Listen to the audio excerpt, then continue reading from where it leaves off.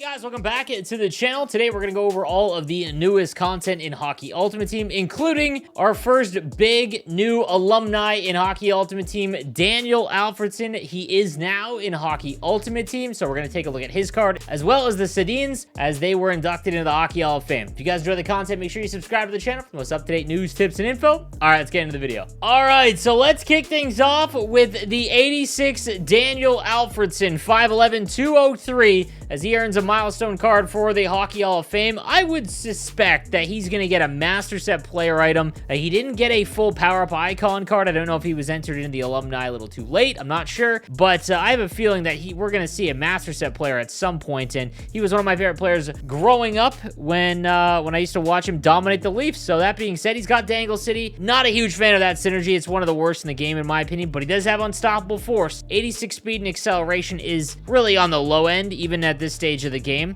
His shot's okay. His hand stats are actually pretty decent at 92 for offensive awareness, passing, and puck control. And defensively, 89 defensive awareness, 96 checking. That's fine as well. Only 79 body checking. You know, this is kind of an underwhelming Daniel Alfredsson, but like I said, I think that he is going to get a really jacked up version at some point, and I'm glad to see him back in the game. We also got the SUNDIN twins, as they also entered into the Hockey Hall of Fame. Henrik comes with Applesauce and Third Eye. Again, brutal ability and synergy combo.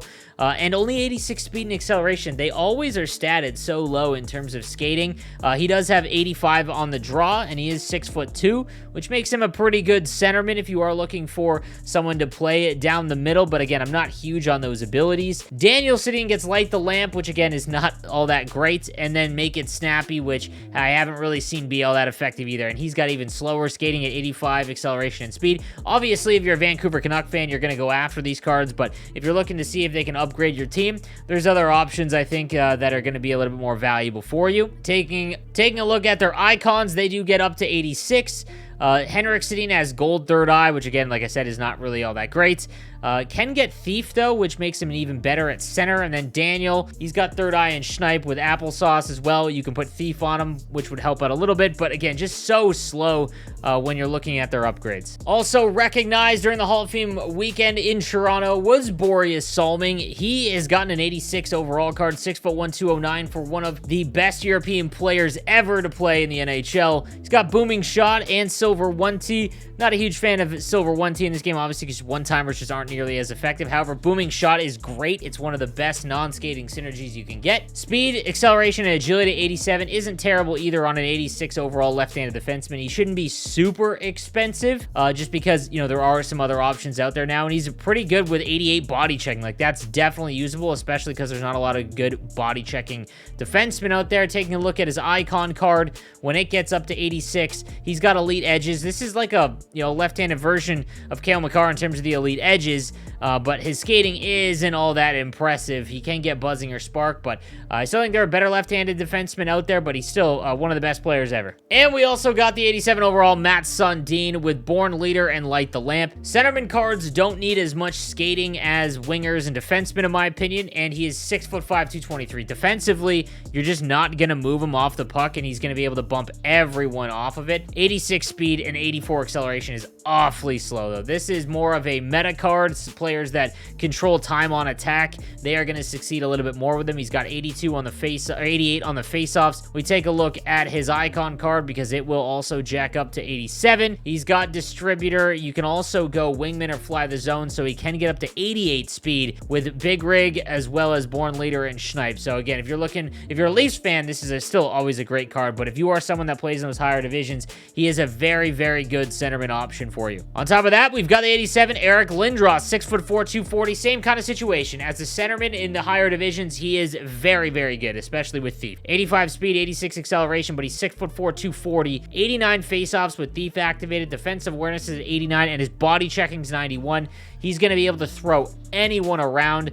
Always a very, very good card. Again, it's not going to be beneficial for players that require a lot faster. You go end-to-end a lot. His icon is going to be expensive to keep upgrading, and I think, again, just the skating makes it awfully tough for players that rely on scoring off the rush. We've got the play of the year, Jacob Markstrom, for an unbelievable save over the weekend. 70 aggression, 85 speed. He's 6'6". He has been easily the best goaltender that I have used, and haven't seen so far in NHL. You only need his base card, however. You don't need to go and get any, any other version of him, but he has been extremely good, and now his next upgrade will upgrade his X Factor card, but his base card's more than fine, so if you are looking for a goaltender, he's still the best one. On to the prime times, we've got an 87 Jack Eichel, 6'2", and just an unbelievable card at this stage of the game. 91 speed, 90 acceleration, 90 agility. This is one of the best non-X Factor MSP cards you can get. If you get Light the Lamp activated, his wrist shot is in the 90s, his hand stats are all 90 across the board,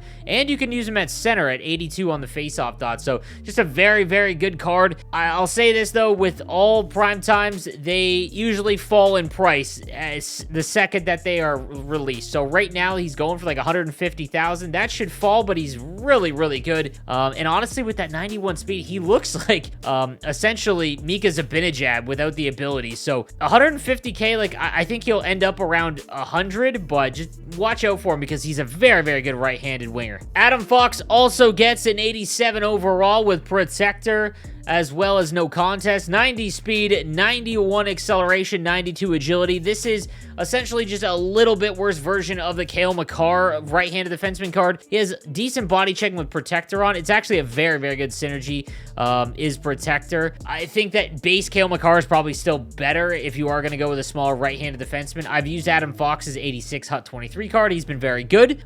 So you might be able to get him for a little bit cheaper too, because he's going to fall in price just because he's not big and able to bump people off the puck very easily, but his card has been very good this year. All right, then we've got an 85 overall Andrei Svechnikov with Light the Lamp and Close Quarters. Close Quarters is one of the best abilities in the game. He's 6'2", 86 speed and acceleration, 90 shot. It's basically like the left-handed version, just a much slower one of the Jack Eichel card we got. Close Quarters makes him interesting. If he goes for what the base 85s are going for, or with a couple thousand more, he might be an interesting play just because of how big he is. The last thing I want to do is take a look at some of the updates of some of the fantasy hockey cards. Noah Dobson has taken the reins as the highest rated Evo card this year after a couple goals over the weekend, or a goal on the weekend. He has Protector and Thunderclap. He's going for about 1 million coins right now, so you're gonna get him at his absolute most expensive. I'm always wary of trying to get defenseman Evo cards just because they score so infrequently, but Noah Dobson seems to be shooting quite a bit, and he's 6'4", so every time that they score a goal, they're going up 1 speed and 2 to every other stat. He's getting very close to being one of the best right-handed defensemen in the game right now just because of that size. If he can score 1 or 2 more goals, he is going to be that. So